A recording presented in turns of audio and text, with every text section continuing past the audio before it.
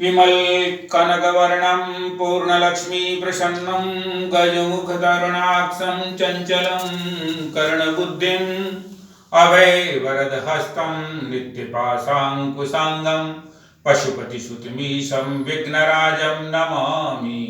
हे नमामि समिशान निर्वाण रूपं हे विभुं व्यापकं ब्रह्मवेदस्वरूपं हे निजं निर्गुणं निर्विकल्पं निरीहं चिदाकाशमाकाशवासं भजेऽहम्।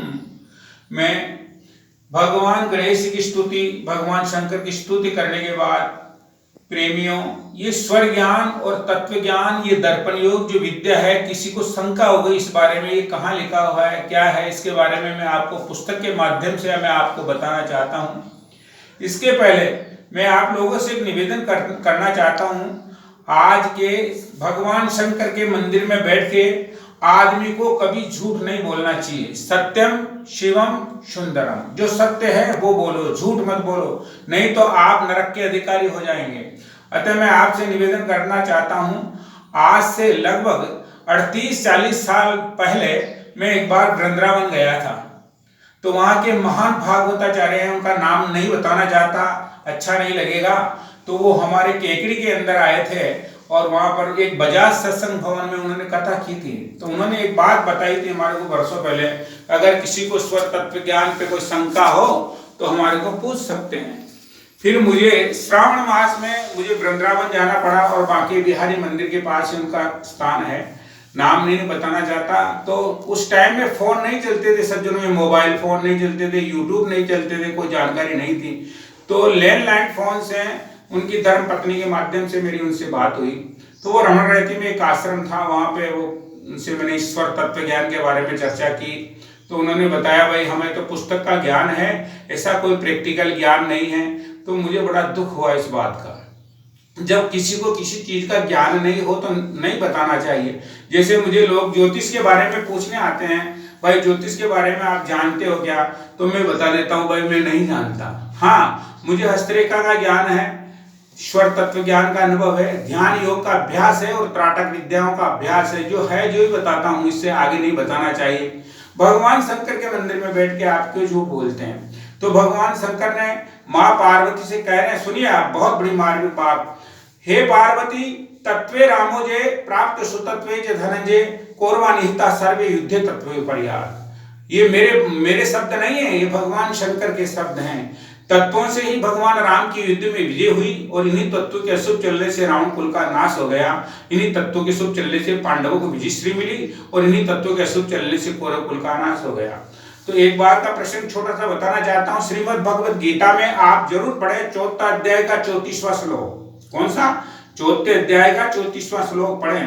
तो कृष्ण भगवान से अर्जुन ने एक प्रश्न किया, है प्रभु इस युद्ध में किसकी विजय होगी, किसकी हार होगी? तो उन्होंने बताया तू स्वर और तत्व ज्ञानी के शरण में जा और उसके माध्यम से जो तुझे बताएंगे उससे निर्मलता से बात करना और उनसे प्रेम से पूछना, तो सारी जानकारी बता सकते हैं। मैं आप लोगों से निवेदन करना चाहता हूं, कोई अगर मुझे आजमाना चाहे तो मात्र 5 मिनट मेरे सामने बैठे और मैं उसका भूत भविष्य वर्तमान स्टाम्प पे लिख के दे दूंगा, तेरे साथ क्या होगा क्या नहीं होगा। मुझे लगभग 42 साल का अनुभव है मुझे। जब तो ये यूट्यूब चलते नहीं थे और ऐसे मोबाइल नहीं चलते थे और मैं 67 इयर्स का हो गया। ये भगवान शंकर का मंदिर है जंगल में और मैं यहीं आता हूँ और यहीं जाता हूँ, फ्री में सेवा करता हूँ। मेरे 3 जगह स्थान है सज्जनों। मैं यहाँ पर 1 महीना रहता हूँ, 1 महीना केकड़ी रहता हूँ और 1 महीना अजमेर में मित्तल हॉस्पिटल के पास मकान था। तो मेरी एक छोटी सी जानकारी मैं आपको देना चाहता हूँ। मेरे थोड़ा सा सिर पूर्व में एक बार 6-7 साल पहले लगभग मेरे को सिर में दर्द हो गया। तो मैंने मेरे बच्चे के माध्यम से मित्तल हॉस्पिटल में मैं गया और मेरी जांचा हुई। तो उन्होंने बताया आपके ट्यूमर हो गया और ट्यूमर से ऑपरेशन होगा।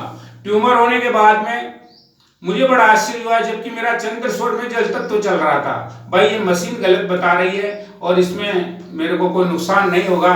फिर मेरी जांचें हुई, जांचें होने के बाद में वो बीमारी नहीं हुई। देखिए आप, वहां से मेरे बच्चे केकड़ी से 35 किलोमीटर यहाँ पैदल चल के आए, भगवान शंकर से प्रार्थना की और 9 कन्या एवं लगभग 101 ब्राह्मणों का भोजन हमने यहाँ किया। उसके बाद मुझे शांति मिल गई, सुकून मिल गया, मुझे राहत मिल गई। इसलिए मैं आपसे कहना चाहता हूँ, आप ईश्वर तत्व ज्ञान की विद्या को सीखें। बहुत लंबा ज्ञान है, 42 साल का अनुभव तो मैं बता नहीं सकता। धीरे धीरे इसकी माध्यम से, यूट्यूब के माध्यम से लोग मेरे पीछे पड़ रहे हैं, तो मैं आपको बताना चाहता हूँ, आप इस बात पे गौर करें और इनका अनुभव करें। अब ये देखिए, आप छोटा, ये इसको बोलते योग दंडा। क्या बोलते? योगी के पास रहते हैं योग दंडा। आप इसको ऐसे रखेंगे तो सूर्य स्वर चलेगा, आप इसको रखेंगे ऐसे तो आपका बायां स्वर चलेगा, चंद्र स्वर। तो सूर्य स्वर चला के आप भोजन करें। एक ये मोर पंख है सज्जनों, बहुत से कहते हैं कि मैं स्वर का ज्ञान नहीं होगा, मोर पंख को ऐसे लगाएं। ये मोर पंख है ना, इसको ऐसे लगाएं तो मेरा अभी चंद्र स्वर चल रहा है, ऐसे 1 सेकंड में आपको पता पड़ जाएगा। आप इधर का स्वर चलता है तो इधर हवा नहीं आ रही ना, इसलिए आपको उसका पता पड़ जाएगा। आप इसको देखें, आनंद लें और अनुभूति लें, सुकून, चैन और शांति मिले। मैं भगवान शंकर से यही दुआ करता हूँ, जो बात दवा भी कर न सके, जो बात दवा भी कर न सके, वो बात दुआ से होती है। जब कामिल मुर्शिद मिलते हैं तो बात परमात्मा से होती है। सज्जनों, इनका अनुसरण करें और धन्यवाद।